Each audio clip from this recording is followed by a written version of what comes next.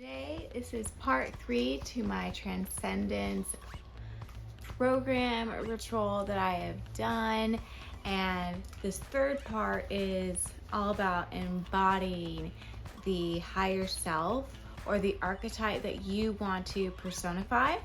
And so that is something I did this past weekend. I cut my hair into a shag and did my makeup and my outfit,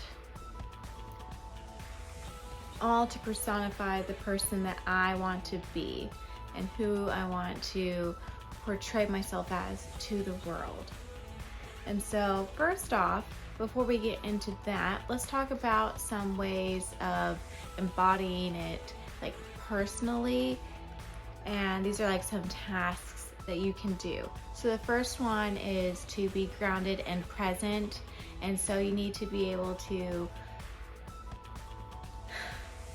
step out of whatever is going on in the outside world, turn inward, think, sense what you're feeling,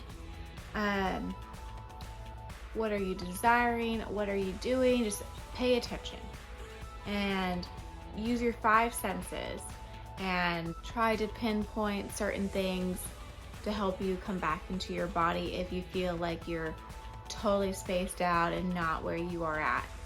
The second one is to not eliminate things from your life, but transmute them instead. So taking your negative traits and then transforming them into something that can be better used for yourself. The third one is to conquer your fears, because your fears are ways of showing what you actually are desiring. Those fears camouflage what you truly want and desire.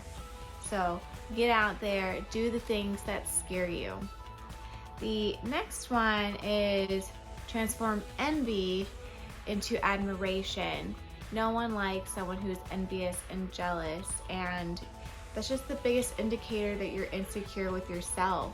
So you need to learn to love yourself and learn to admire others and lift others up all while lifting yourself up as well. And this will help you feel not only better about yourself, but your whole surrounding group should also transform with you along the way, because you're all building each other up and encouraging each other and just living life to the fullest and happy and grateful of all the things that are coming into your lives. The need victim mentality. No one wants someone who thinks that everything is against them. You have to take responsibility for your life. If you don't, it's just going to pass you by. Choose love over fear. Meditate, be in nature, be grateful, and practice self-love. And so, with practicing self-love, some of the things that I did to help embody myself better, I did a lot of research into the golden ratio, and I used Style Me Jen and Dear Peachy's YouTube channels to help me figure out my facial proportions and what would look better for me. I also used Ellie Jean Royden Body and Style page as well to help me figure out also like my Kibby essence to portray like my personal style and seasonal color. And so all of that comes together to help you build upon yourself. So the first step whenever you want to glow up is you need to have a good health and hygiene routine.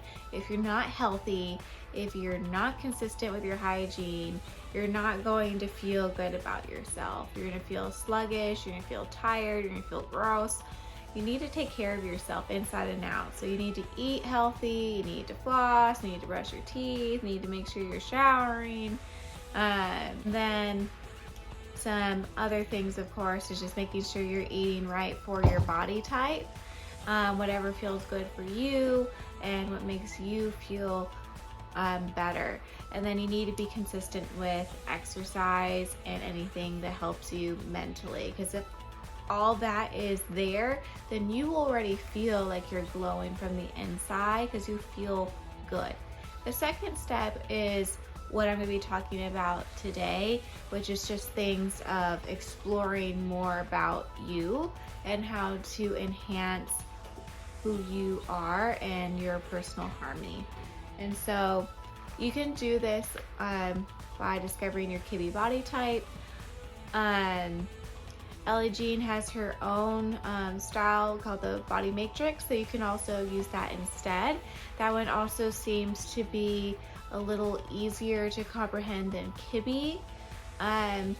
For me, for Kibbe, I believe I'm a romantic body type, and I believe my essences are ethereal and romantic, and then I kind of go in and out between possibly either natural, classic, or gamine. I'm not 100% sure between which ones would be stronger. I feel like it could be the classic because I feel like I look better more with minimal style, and that I need to look a little bit more polished than me just going out with my hair natural. I seem to get more compliments and feel more confident when I do a little bit of extra work to look more, I guess, maintained and not as free as natural would be. I do think I had gamine when I was younger. I was definitely drawn to some of that, and that could be more of like the edginess that I like to portray, but I'm not 100% sure on that either. But either way, I kind of just mix everything together with my style anyways. And then my seasonal color is Deep Autumn. So with the golden ratio, what I did was I took a photo of myself in good lighting, just straight on, and then you do all of the diagonal lines, and I'll put up a picture of what mine looks like. And then I just literally took a measuring tape and measured each of the sections, and so then I would compare it to what the golden ratio is. And so I am mostly balanced, but my forehead is a little bit smaller than my middle and lower third. My middle and lower third are evenly matched. My eyes are a little bit more wide spaced. My nose is also a little bit larger than, I guess you would say, ideal. And the most outer, I don't really know, it's just like they call it like at the ear, the last little section is very small on my face. Like I practically don't have it at all. My philtrum is balanced, and so what's interesting is when I do it based upon the golden ratio's rules is that technically my face is longer than it is wide, but it isn't as long as the golden ratio wants it to be. So I don't know, maybe I'm in between round and oval, or square and just long rectangular shape. Who knows? Either way, I don't focus on anything like too much. The golden ratio does get into like all these extra details that even Style Me Jen doesn't really use, where I don't really know how to really use all of these, where it says like my length is technically shorter than ratio, my lips to chin is longer than the ratio, so maybe my lower third is technically a little bit longer than ideal, just on this little section, compared to where it actually ends on my lips. But my lips are actually balanced. My hair to brow is technically longer than the ratio, even though I have a shorter forehead. When you compare just the three sections, my face width is actually a little on the short side compared to the width of my mouth. And my eye to mouth is actually a little longer than what the ratio would want. We already mentioned the distance between my eyes is longer than the ratio. So some other things to look at is your eyes. And so you would just kind of have a line straight through it. And for me, I have some more of the white that shows underneath. And with it, they recommend having more of an arched brow. And with that, also having a little bit heavier makeup is helpful. But also, what is helpful having heavier makeup underneath the eyes is when you have a longer blank space here, or if your nose is a little bit more prominent, and then this kind of helps to distract it. Some other things, I also have a low cranial top, so you definitely want to add as much volume as possible. Because I have a very narrow forehead, a side part is best. If you have a long forehead and it's narrow at the same time, curtain bangs can be helpful. You just need to show some forehead, not completely covered. And so for me, I decided to do side swept curtain bangs for that. Even though technically here to here of my eye are actually slightly slanted up because of the under of the whites of the eye are showing, it makes it look a little bit more downturned. And so again, you'd want a little bit of a more of an arch, not as flat, to kind of counteract the sloping that kind of looks like that is occurring. If you have narrowing at the hairline like I do, having more width to the sides can help. And so I added a lot more layers, though I asked for even shorter. And so it's possible, I think I could have gone maybe even 2 inches shorter than this to really help increase the width right here where I don't have as much hair in general. Could really help, but I think overall the style of it right now isn't bad. I'd have to see how it would look with it even shorter, so maybe next time when I get my hair cut, I will trim it even more to be even shorter of a shag, or maybe I'll recommend the hairstylist to do a wolf cut, which was kind of what I was wanting, but I didn't want my ends to get super thin. I liked the shag because I feel like sometimes I need to look somewhat polished, and the actual ruggedness of a wolf cut might not look great with the essence of my actual face. So having more thickness I thought would actually be better than it being and end up being so wispy and textured. Though, who knows? I could always try it out and see, and if it doesn't work, it doesn't work, and if it does, great. The next thing is like with hair, and because of my nose being more prominent and the blank space being a little bit more prominent, even though technically the middle third isn't long, having more volume to kind of like expand the sides of the face help to deter looking right here. And so with all the layers and the volume, I think it definitely helps with that. When I don't have as much layers, my hair does drag down quite a bit, and it does just, I think, drag down this middle part of my face a lot. I have a weak jaw and chin, or what they would call a recessed chin, and so with that, you definitely want to have darker and longer hair to kind of add that shadowing, so it makes it look like your jaw is stronger. So those are all the things that I implemented. Of course, with my seasonal color, going lighter would not look good with my skin tone anyways. But what I did was I did color it this like burgundy color, and I kind of focused on the underneath part of my hair, and so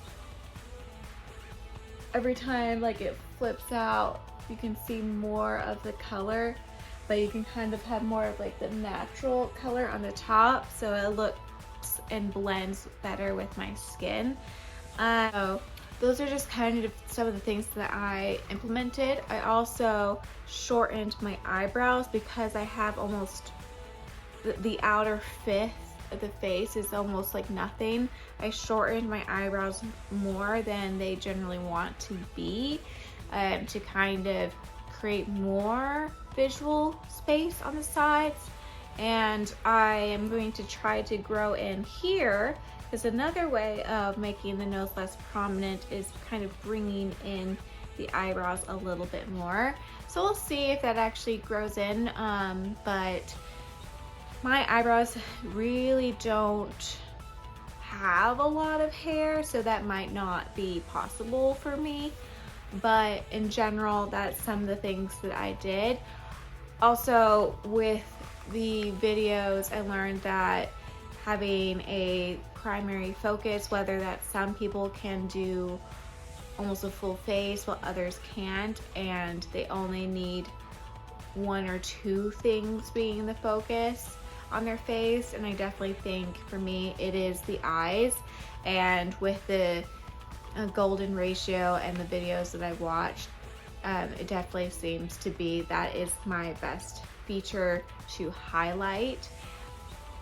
And so I am playing around with some more like heavier eyeliner to really like bring in the focus to this area.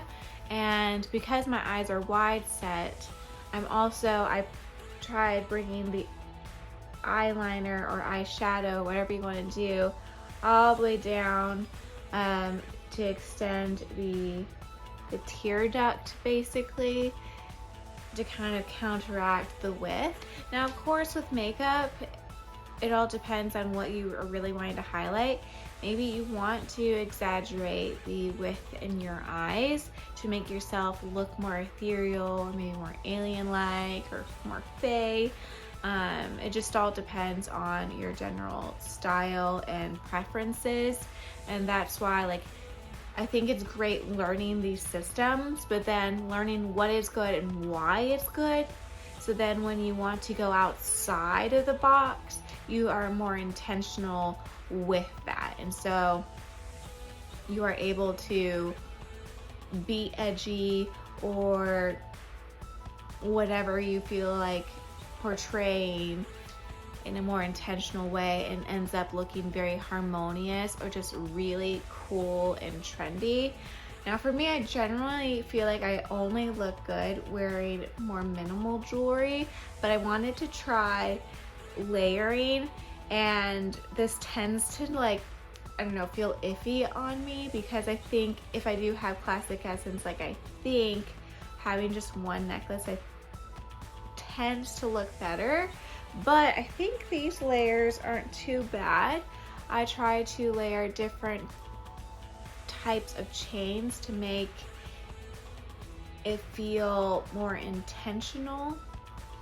And then I also layered this teddy with a bralette to also make it a little bit more intentional of these layers as well, and different colors, and to play with that sort of vibe. So let me show you my outfit. So this is my outfit. I am wanting to embody more of the femme fatale, but make it a little bit more edgy. I want to portray more of the darker aspects of myself, because I feel more at home when I embody those vibes, I guess you could say, especially in the fall and winter. During spring and summer, I kind of want to embody more like fairy goddessy vibes. But this is how I am wanting to dress right now and how I kind of feel my best. And so I wanted to layer a bralette with this teddy on top to kind of give more of seductive vibes, and I liked the teal with the navy. I also layered these necklaces to give it just a little bit more oomph. And then I have on a braided leather belt and some kick flare pants. And this is more in the style of what would be good for my body type, and so exposing my ankle. I have on these like faux Birkenstocks I got from Saks Fifth Avenue. They just have some pretty gold like studs on it because I do wear only gold and only choose to wear silver very specifically because it's not within my color season, so it is more when I want to be edgy. And so that is the look and how I'm trying to embody my archetype. And so you can see the jewelry a little bit better here, and my makeup, though it has been a whole day since I've been wearing this, so it might not be that great. And I still have a lot more work and practice that I want to do and get a lot more colors of eyeliner, because I think that's specifically that I want to dabble more in, especially with a variety of colors. But yeah, I think overall I feel very good and I feel myself, and I think that is the most important part of this, is taking everything, all the research, all the correspondences you created, and then putting it in to who you are, so then you can portray that to the world, and so you can feel like you're at one with your higher self at all times. So I hope this helps. I hope the YouTubers I mentioned help you as well. They are amazing.